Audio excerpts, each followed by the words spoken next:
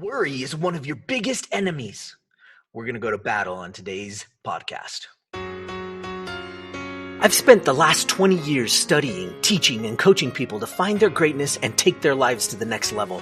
Along the way, it's become evident that emotions are at the root of everybody's successes and failures. Worry and fear are the enemies, and it's time to forge the armor and earn the tools to overcome the two things that could single-handedly destroy your future. Hi, my name is Michael Johnson, and I'm a life coach, a peak performance trainer, and I'm the emotions guy. It's time to take back control of how you feel, control of how you act, and control of how you experience life. It's time to become a lifer, a new breed of overachiever focused on living every minute to its fullest. We are responsible for how we feel, and no one and no thing can make us feel anything. Emotional mastery is our journey, and emotional education and intelligence is the key. We are lifers, and this is Magic for Life. What's up, lifers? Michael Johnson here with the Magic for Life podcast, and I'm so glad you joined me here today. If you haven't yet, hit the like and subscribe button on the channel. And if you know somebody that would love the podcast, please share it with them. Let's help some more people get out of worry like we're going to talk about today. So on today's podcast, we are going to talk about worry. It is one of your biggest enemies. And if you have ever fought with worry, then this is the podcast for you. All right, so let's dig in. What is worry? Worry is all about the future. It's all about the future. It is not about the past. And it certainly is affecting you right now, but it's about the future. We cannot worry about something that was in the past. We can only worry about something that could happen based off of something that happened in the past, or based off of something that's happening today, or some imaginary thing. So essentially, you are creative. You're ridiculously creative because you can come up with this thing to worry about. And why is it that I say you can come up with it? Why is it that I say you are great and at imagining this thing? Well, because it doesn't exist. If it's not right now, it doesn't exist. There's a lot to be said about the past and history not existing, so therefore it's not real also. But that's another conversation altogether.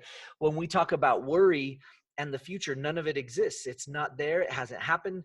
We don't know yet. So to worry is to take your minute, your time right now, this moment, and waste it on something that isn't true yet, that isn't happened, that may not happen, that could go some other direction. And so there you go, right? One of my favorite videos that I've watched recently was of Will Smith getting ready to jump out of an airplane. And he talked about the experience of going skydiving. And he said, this idea of worry, he spent all this time worrying about jumping out of the plane. And after he jumped out of the plane, he was like, well, then I wasn't worried about it anymore, because afterwards there was no more time, right? So worry is one of those things where you look at it and you go, but there are some good things from it, right? Okay, so what's bad about it? Well, it can debilitate you, it can cause paralysis, and it can rob you of your future, which is funny because it's about the future. And most importantly is it can rob you of this moment, of this time, the time you're in, every minute that you're living through. It can rob you of that minute because you're spending time imagining something that may or may not come true, right? So what's good about it? Well, it makes sure that we plan. It makes sure that we prepare and get organized and ready for future, right? Because we want to preserve our life, right? We are hardwired to self-preserve, right? Stay alive. That's what we're wired to do. And so in not preparing and not planning, what happens is things come at us and we have to deal with them on the fly. Now, in the old days, that's just how it was. There really wasn't a lot of planning. And when I say old days, we're talking like caveman, some big cat is chasing you down and going to eat you, right?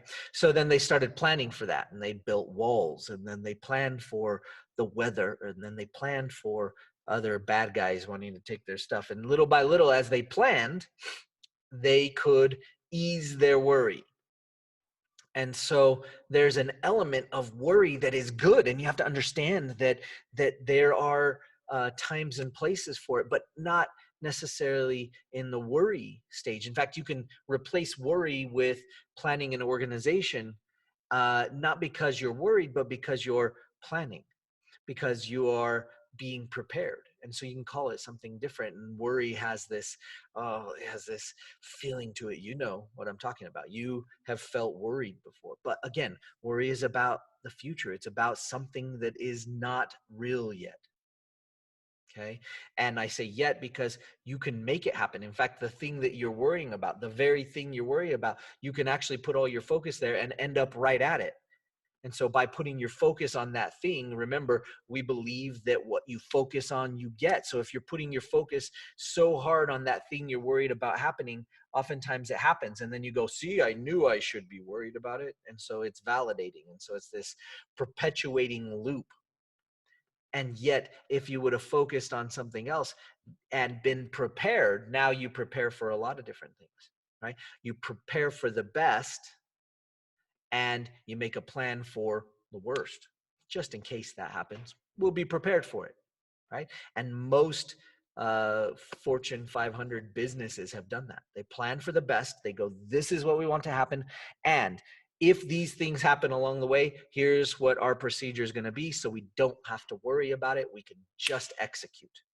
And that's huge.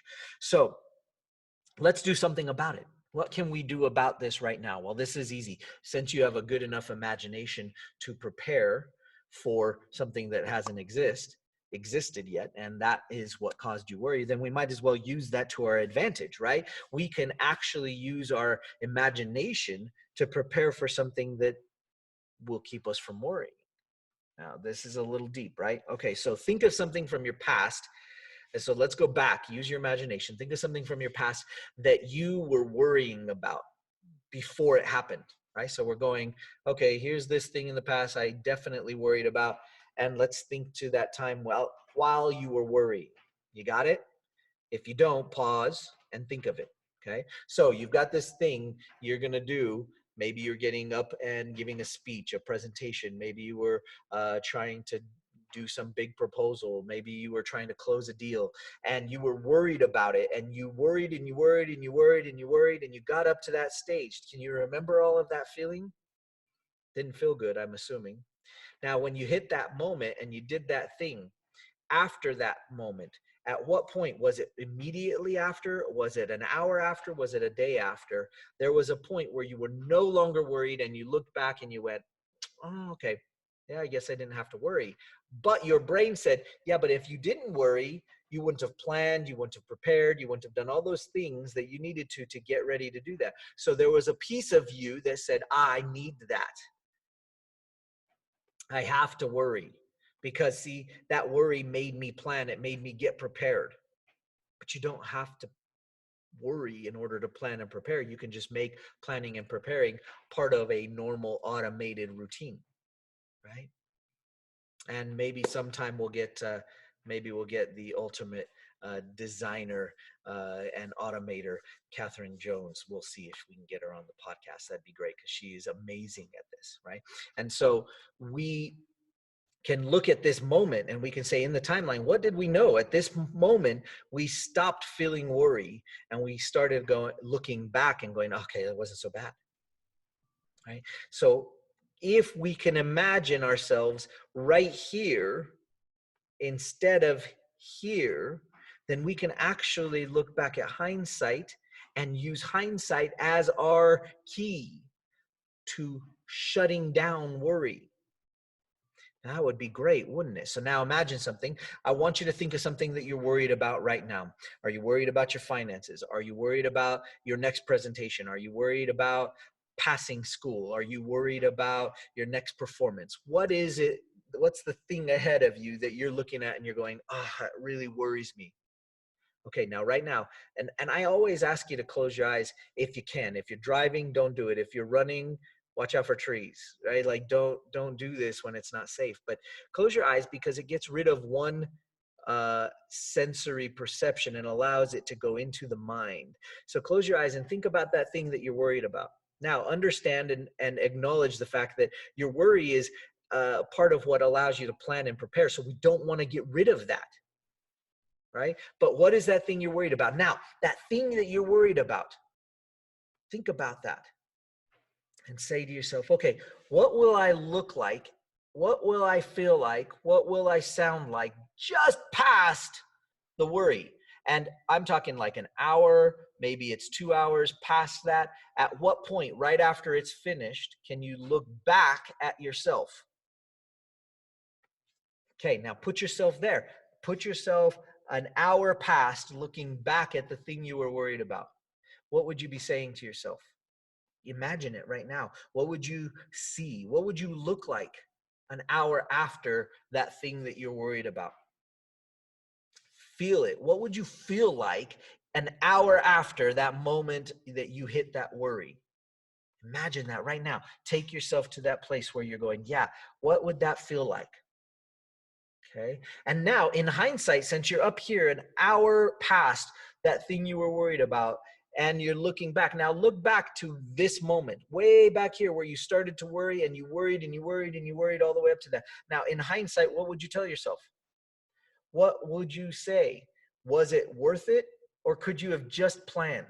Look at it and see. How would you have felt? What would you say to yourself? What would you have looked like differently if you wouldn't have worried but just planned and prepared? You see, your imagination is ridiculous.